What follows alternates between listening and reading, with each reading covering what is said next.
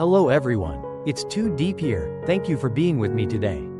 Before we begin, let me take you into a story, Mo Kao Choyan that Ni Nong. That Doi, Nung Kung that Dep, the story of a day that changed something quietly. Softly, between James and me, a day that began just like any other, yet ended with a promise of a future we both longed for.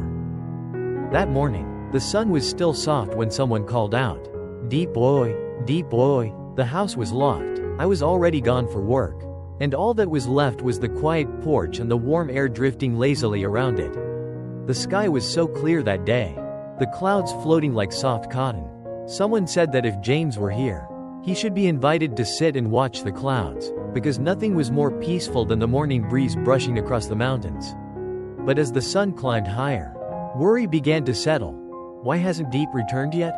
It's already late. Time, sometimes, feels longer when someone is waiting. The day continued with small errands, buying vegetables, harvesting hmong beans to sell, talking to little Nhi about school and colors. "Do you miss Deep?" someone asked. And the little girl replied with a soft, truthful voice, "Yes, I miss her a lot." Back home, the kitchen was filled with the smell of food. James was cooking when I walked in, tired but happy to be back.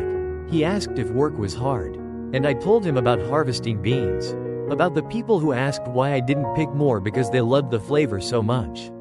We talked about the construction project that was delayed, about how tomorrow I didn't have any plans, about how his company, our company, still needed time to be completed. And then he quietly said, "Tomorrow, spend the day with me. I want to take you somewhere special." I was surprised, a little curious, wondering what he was planning, but he only smiled mysteriously. More special than a simple trip. Night fell and James warmed water for me to shower, reminding me we had to wake early because I needed to take Nhi to school. He always cared in small, gentle ways, so soft that sometimes I forgot how rare it was. The next morning, after dropping Nhi off, the teacher praised her for being well-behaved and learning quickly. We headed somewhere I had never imagined for that day, a bridal shop. When the staff asked, "You're here to try wedding outfits, right?" I looked at James in shock. He just grinned. Well, it was supposed to be a secret. I was seated for makeup, and soon I was trying on a beautiful white wedding dress. Meanwhile, James chose a suit, and when he turned around wearing it, he looked exactly like someone I could marry. He asked me how he looked, and I asked him the same.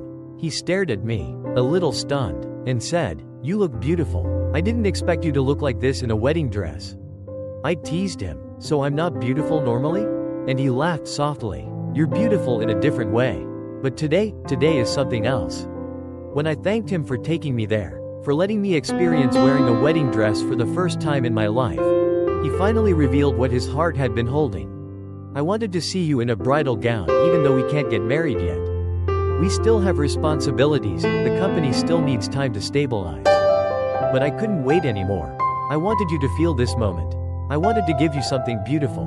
His voice trembled with sincerity, and my heart softened in a way I couldn't hide.